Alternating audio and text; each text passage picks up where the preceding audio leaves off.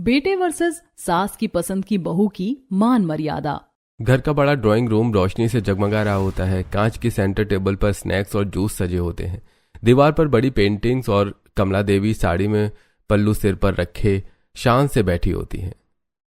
महेश जी उनके पास गंभीरता से बैठे हैं। राघव शांत स्वभाव से नजरें झुकाए बैठा होता है। रिया उत्सुकता से इधर उधर देख रही होती है। सामने सोफे पर मॉडर्न ड्रेस में शिल्पा आत्मविश्वास से बैठी होती है। तो कमला जी, आपको हमारी बेटी कैसी लगी? हमें तो लड़की बहुत पसंद है, पढ़ी लिखी है, स्मार्ट है। हम इस रिश्ते को आगे बढ़ाना चाहते हैं। हमें भी आपका बेटा बहुत पसंद है, बहुत सीधा और संस्कारी लगता है। मेरी पसंद की बहू आएगी तो मान मर्यादा में ही रहेगी, पढ़ी लिखी है, समाज में हमारी इज्जत बढ़ाएगी, उसे मैं अच्छे से संभाल लूंगी। राघव चुपचाप शिल्पा की तरफ देखता है। शिल्पा हल्की मुस्कान देकर नजरें फेर लेती है। मेहता परिवार का घर शादी के बाद फूलों की खुशबू से महक रहा होता है। शिल्पा नई नवेली दुल्हन बनकर लाल साड़ी में सजी होती है। कमला देवी खुशी से चमक रही होती है। माँ जी, ये लीजिए चाय। खुश रहो बहू। भाभी कितनी स्वीट है ना। मैंने कहा था ना, मेरी पसंद कभी गलत नहीं हो सकती। राघव के चेहरे पर सुकून दिखता है। उसे लगता है उसका जीवन सुंदर शुरुआत कर चुका है, लेकिन धीरे धीरे सब बदलने वाला होता है। शाम को राघव ऑफिस से थका हुआ घर लौटता है। वो बैग उतारकर सोफे पर रख देता है। शिल्पा मोबाइल पर सोशल मीडिया स्क्रॉल कर रही होती है। शिल्पा, एक गिलास पानी दे दोगी? तुम ही थकते हो क्या?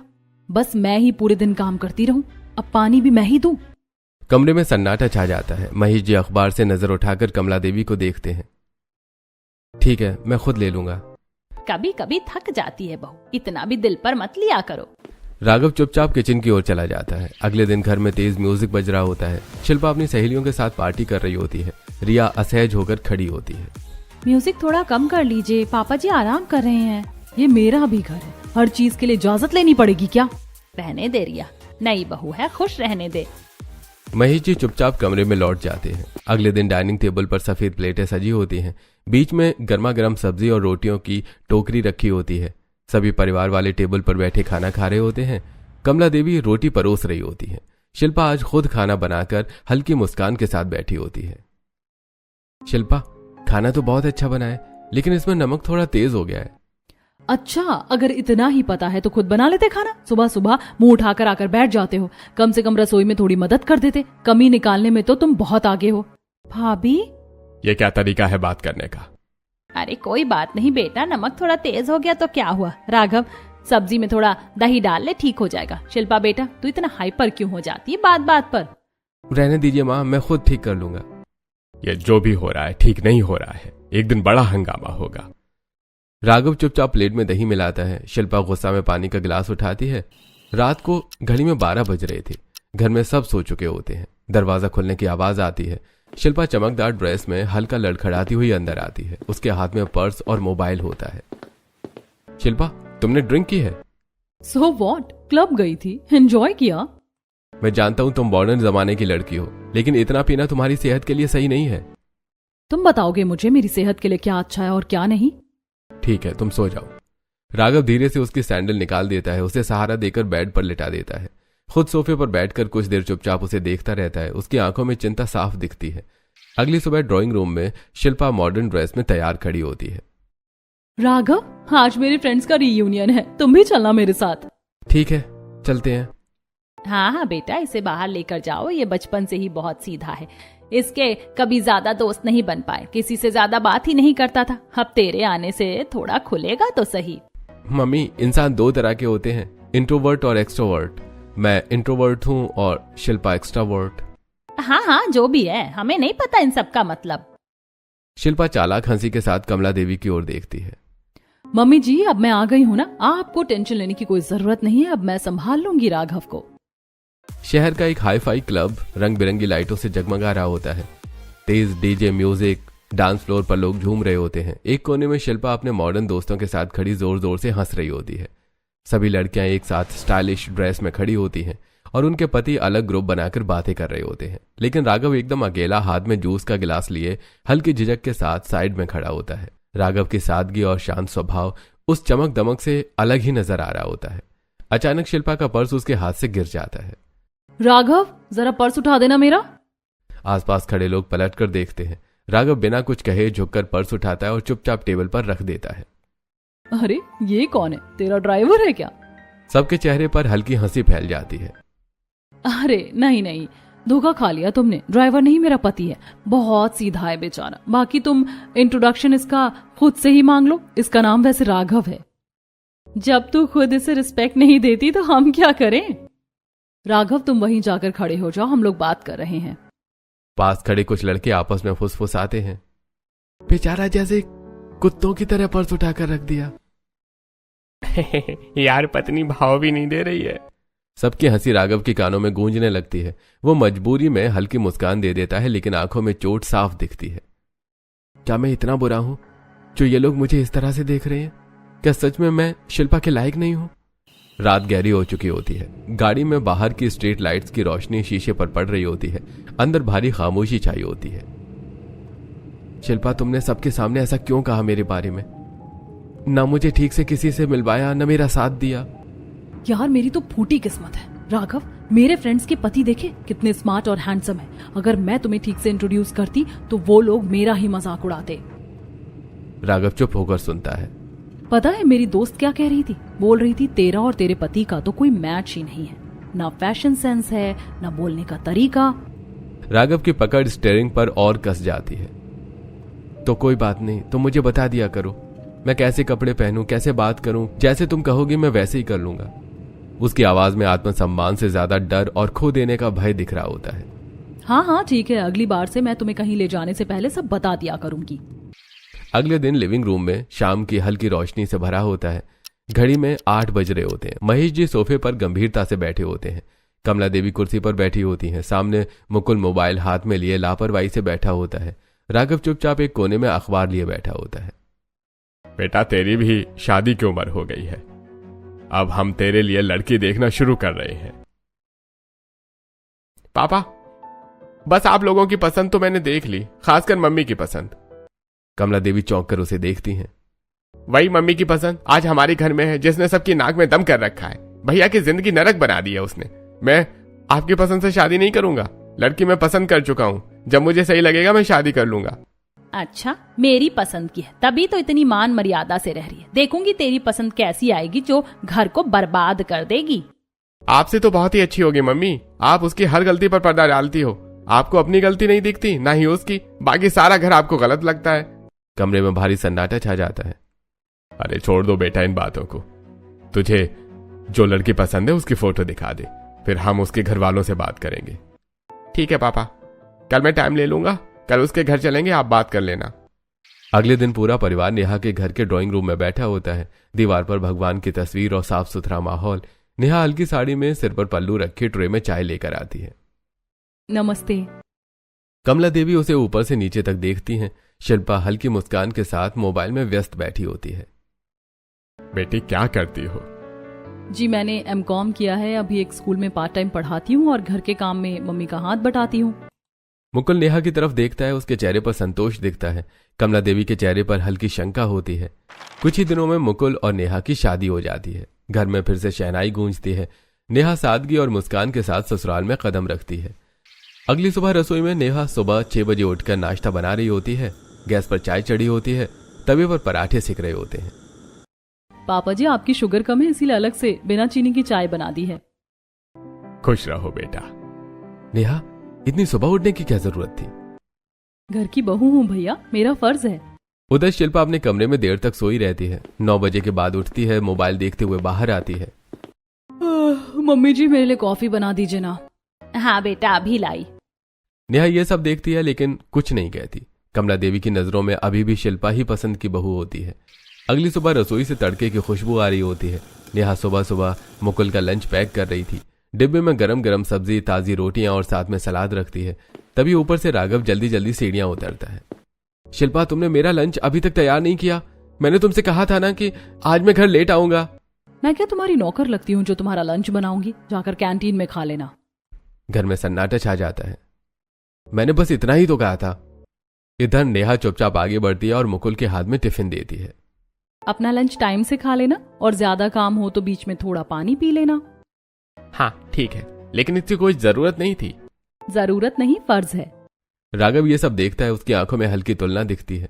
अगले दिन घर पर सिर्फ राघव, शिल्पा और रिया होते हैं। बाकी सब किसी रिश्तेदारी में गए थे। रिया अपने कमरे में पढ़ाई कर रही होती है। ड्राइंग रूम में राघव नीचे फर्श पर बैठा होता है और शिल्पा के पैरों में तेल लगाकर मसाज कर रहा होता है। थोड़ा और जोर से दबाओ, कल से बहुत दर्द है। ठीक है। तभी अचानक डोरबेल बजती है। रिया ऊपर से भागकर गेट खोलती है। बाहर महेश जी, कमला देवी, मुकुल और नेहा खड़े होते हैं। सब अंदर आते हैं। जैसे ही महेश जी की नजर राघव पर पड़ती है, उनका चेहरा तमतमा जाता है। राघव, तू ये क्या कर रहा है बेटा? पापा, मैं तो बस पैर दबा रहा था। इसके पैरों में कल से बहुत दर्द है। अरे बेचारी के पैर में दर्द होगा, इतना काम जो करती है। ये सब देखने से पहले मैं मर क्यों नहीं गया? क्या मेरी पसंद की बहू अपनी मान मर्यादा भूल चुकी है? मैं तो पढ़ी लिखी बहू इसलिए लाई थी कि मेरे बेटे का ध्यान रखेगी, लेकिन इसने तो उसे नौकर बना दिया। पर सबके सामने अपनी पसंद को ही सपोर्ट करती है। इसमें बुरा क्या है? पति पत्नी एक दूसरे की सेवा करते हैं। राघव चुप है। उसकी आंखों में अपमान की झलक होती है। नेहा ये सब देखती है लेकिन कुछ नहीं बोलती। उसकी नजरों में दुख और समझदारी होती है। एक शाम मुकुल ऑफिस से थका हारा लौटता है। सोफे पर बैठते ही माथा पकड़ लेता है और फिर कमरे में जाकर, इतना स्ट्रेस मत लिया करो, ज्यादा स्ट्रेस लोगे तो तबीयत खराब हो जाएगी। वो प्यार से उसका सिर दबाने लगती है। यार, ऑफिस का बहुत प्रेशर है, लेकिन एक बात कहनी पड़ेगी, जिस दिन से तुम आई हो मेरा शेड्यूल एकदम सही हो गया है। सुबह टाइम से उठा देती हो। जब एक लड़के के जीवन में लड़की आती है ना, तो उसमें बहुत चेंजेस आते हैं। अच्छा जी। दोनों की हंसी में अपनापन होता है। एक रात मुकुल दोस्तों के साथ थोड़ा ड्रिंक करके घर आता है। इतना पीना आपकी सेहत के लिए सही नहीं है, ये बहुत बुरी आदत है। अब तुम आ गई हो तो सब छूट जाएगा। आइंदा से ध्यान रखना। मुकुल सिर हिलाता है। उसकी आंखों में पछतावा होता है। उधर शिल्पा अपने कमरे में बैठी ग्लास में ड्रिंक डाल रही होती है। तुम भी ड्रिंक करो ना, बहुत अच्छी चीज है। एक बार आदत लग गई तो लाइफ सेट हो जाएगी, खुशियां भर जाएंगी। मैं नशे में बिलीव नहीं करता और ना ही मैं ये सब पीना चाहता हूँ। कितने बोरिंग इंसान हो, इतने मॉडर्न जमाने में भी इतने सीधे साधे क्यों हो? राघव चुप रहता है। उसकी आंखों में कहीं ना कहीं दर्द होता है। अगली सुबह कमला देवी रसोई में खड़ी होती हैं। नेहा चुपचाप सब्जी काट रही थी। कमला देवी की नजर बार बार उसी पर जाती है, जैसे बस कोई गलती पकड़ने का इंतजार हो। नमक ठीक से डालना, पिछली बार थोड़ा फीका था। जी मम्मी जी, आज ध्यान रखूंगी। उसी समय शिल्पा तैयार होकर नीचे आती है, हाथ में मोबाइल, चेहरे पर हल्की मुस्कान। मेरी पसंद की बहू जैसी भी हो, कम से कम घर का काम तो कर लेती है, और सबसे बड़ी बात, मेरी तो सुन लेती है। हाँ मम्मी, वो तो पूरे घर को दिख रहा है आपकी पसंद की बहू क्या कर रही है और क्या नहीं, कितनी मर्यादा में रहती है। तू कभी सही बोलता है क्या? जब भी बोलता है गलत ही बोलता है। मुकुल बेटा, चुप रहो और ऑफिस के लिए निकल जाओ। पापा, जब भी मैं सही बात बोलता हूँ आप मुझे ही रोक देते हैं। घर का माहौल भारी हो जाता है। अगले दिन रिया का जन्मदिन था। घर पर छोटी सी पार्टी रखी होती है। रिश्तेदार, हंसी मजाक, केक और एक छोटा सा फोटो बूथ भी होता है। सब कपल से एक एक करके फोटो खिंचवा रहे होते हैं। पहले मुकुल और नेहा जाते हैं। नेहा मुस्कुराते हुए हल्का सा झुकती है और मुकुल के पैर छू लेती है। मैं आपके पैर छूंगी, आप मुझे आशीर्वाद देना। अरे पगली, खुश रहो। रिश्तेदार तालियां बजाते हैं। अब बारी आती है राघव और शिल्पा की। अरे शिल्पा, तुम भी राघव के पैर छूना, बहुत अच्छा पोज आएगा। मैं इसके पैर छू, इस बेकार इंसान के? बल्कि इसे मेरे पैर छूने चाहिए कि इसे इतनी अच्छी बीवी मिली है। चलो राघव, मेरे पैर छू लो। राघव एक पल सबकी तरफ देखता है, फिर बिना कुछ कहे झुक जाता है। पूरा हॉल खुशफुसाहट से भर जाता है। पता नहीं कैसी बहू है, पति के पैर तो छोड़ो, सबके सामने उससे पैर छुआ रही है। बिल्कुल इज्जत नहीं करती है। अरे आजकल के बच्चे हैं, मजाक चल रहा है। कुछ लोग दिखावा भी अच्छा कर लेते हैं। नेहा चुप रह जाती है। रात को मेहमान चले जाते हैं। सब लोग बैठे होते हैं। कमला, देख रही हो आज तुम्हारी वजह से सबके सामने कितनी बेइज्जती हुई है। मेरे बेटे की क्या इज्जत रह गई? उसे कुत्ता बनाकर रख दिया है शिल्पा ने। ऐसी कोई बात नहीं है, शिल्पा उसे सुधार देगी। देखा नहीं आपने, अब बाहर भी जाने लगा, पहले तो घर में ही रहता था। सुधार या बिगाड़ गया? मुकुल को देखो, अपनी पसंद की शादी में कितना खुश है। पहले कितना बिगड़ा हुआ था और अब कितना सुधर गया है। और राघव, वो अंदर से टूट रहा है। कमला पहली बार चुप हो जाती है। उधर अपने कमरे में राघव अकेला बैठा होता है। आज की फोटो मोबाइल में देखता है, जहां वो अपनी ही पत्नी के पैर छू रहा होता है। उसकी आंखें भर आती हैं। दूसरी तरफ मुकुल और नेहा हंसते हुए जन्मदिन की तस्वीरें देख रहे होते हैं। अगली सुबह नीचे हॉल में मुकुल ऑफिस के लिए तैयार हो रहा होता है। आईने के सामने खड़ा टाई ठीक कर रहा था। नेहा हाथ में इस्त्री किए कपड़े लेकर कमरे में आती है। मुकुल, आज मेरे कुछ कॉलेज और स्कूल फ्रेंड्स मिलने आ रहे हैं, आप भी मेरे साथ चलो ना। अच्छा जी, मैडम के फ्रेंड से मिलना पड़ेगा। ठीक है, चलो। शाम को एक सुंदर कैफे, चारों तरफ हल्की लाइट्स, कॉफी और हंसी की आवाजें होती हैं। नेहा और मुकुल अंदर आते हैं। नेहा के दोस्त पहले से बैठे होते हैं। गाइस, ये है मेरे पति मुकुल, IT सेक्टर में जॉब करते हैं और मैं इनसे बहुत प्यार करती हूँ। सभी दोस्त तालियां बजाते हैं। अरे वाह नेहा, तू तो बहुत लकी निकली। अरे वाह नेहा, तो बहुत लकी निकली। हाँ, मैं तो लकी हूँ ही, क्योंकि मुझे इतने अच्छे पति मिले जो मेरी बहुत केयर करते हैं। अरे यार, इतना भी मत बड़ा चढ़ा कर बोलो। कम से कम भैया की तरह मुझे तो नहीं घुटना पड़ रहा है। इस शादी के रिश्ते में मेरी लाइफ तो अच्छी है। दोस्त मुस्कुराने लगते हैं। उसी रात घर का दरवाजा खुलता है। घड़ी में 11 बज रहे होते हैं। बाहर से लड़खड़ाते कदमों की आवाज आती है। राघव अंदर आता है। कमला देवी दरवाजा खोलती है। बेटा, तूने पीना कब से शुरू कर दिया? तू तो कभी ऐसा नहीं था। तेरी इतनी बुरी हालत कैसे हो गई? राघव लड़खड़ाता हुआ अंदर आता है, आंखें लाल, चेहरे पर दर्द। मम्मी, ये सब आपकी बदौलत है। आपने इतनी अच्छी शादी जो कराई है। कमला चौंक जाती है। जहां बेबी को अपने पति की इज्जत करनी चाहिए, वहां मेरी बेबी हर जगह मेरी बेइज्जती करती है। कभी मुझसे अपनी सैंडल उतरवाती है, कभी अपने कपड़े धुलवाती है। उसे पति नहीं, नौकर मिला है। शिल्पा कमरे में खड़ी होती है। राघव, मेरी सैंडल पॉलिश कर दो, पार्टी में जाना है। राघव चुपचाप बैठकर सैंडल साफ करता है। दूसरे दिन बाथरूम में बाल्टी रखी होती है। शिल्पा बाहर से आवाज देती है, मेरे कपड़े अच्छे से धो देना, डेलिकेट फैब्रिक है। राघव चुपचाप कपड़े धो रहा होता है। बेटा, वो पढ़ी लिखी बहू है, थोड़ा सपोर्ट तू कर देगा तो क्या दिक्कत हो जाएगी? मम्मी, वो अपनी सारी मान मर्यादा भूल चुकी है। मेरी इतनी डिसरिस्पेक्ट करती है, लेकिन आपको कभी नहीं दिखेगा क्योंकि वो आपकी पसंद की बहू है। कमला चुप हो जाती है। मुझे लगता था कि माँ हमेशा बच्चों के लिए सोचती है, लेकिन अब समझ आया, कभी कभी माँ खुद को सही साबित करने के चक्कर में अपने बच्चों की खुशियां भूल जाती है। इतना कहकर राघव अपने कमरे की तरफ चला जाता है। महेश जी ये सब दरवाजे के पीछे से सुन रहे होते हैं। उनके चेहरे पर गहरी चिंता होती है। कमला, अब भी समय है, वरना हम अपना बेटा खो देंगे।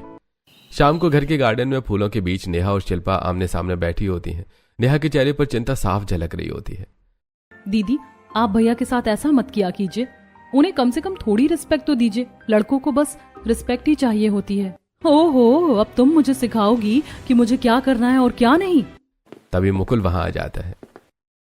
नेहा, मुझे टाइम नहीं मिल रहा, मेरे शूज भी पॉलिश कर देना। ठीक है, मैं अभी कर देती हूँ। अच्छा, इसे कहते हैं रिस्पेक्ट। अब तुम नौकरानी की तरह इसके जूते घिसोगी। मेरी बीवी के बारे में उल्टा सीधा मत बोलना, समझी? मेरे भाई को तुम वैसे ही बहुत कुछ बोलती हो। मैं चुप रहता हूं, लेकिन मुझसे ज्यादा पंगे मत लेना। क्या कर लोगे तुम? वो मुकुल को धक्का देने की कोशिश करती है। मेरे से बदतमीजी करने की कोशिश की तो इस घर से बाहर ही दिखोगी। हाँ, देखती हूँ।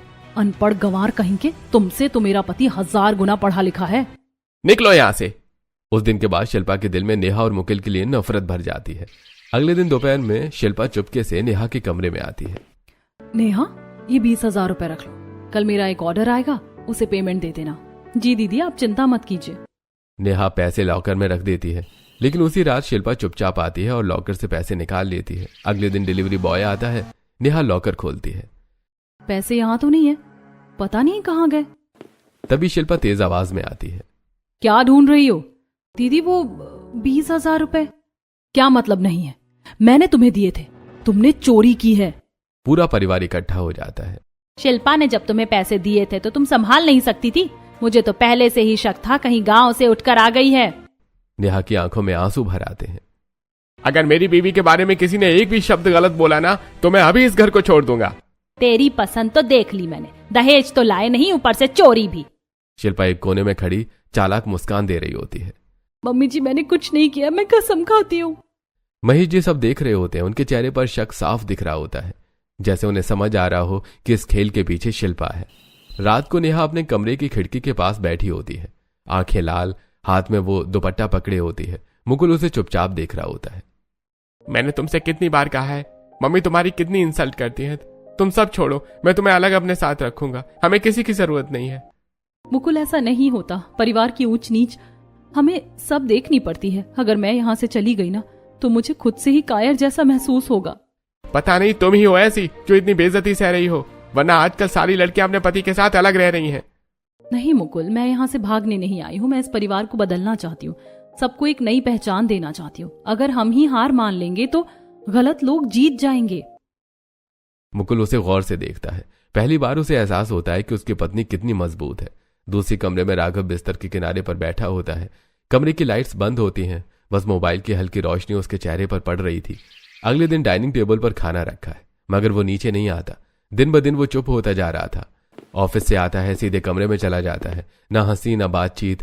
कमला देवी दरवाजे के बाहर खड़ी होकर एक पल उसे देख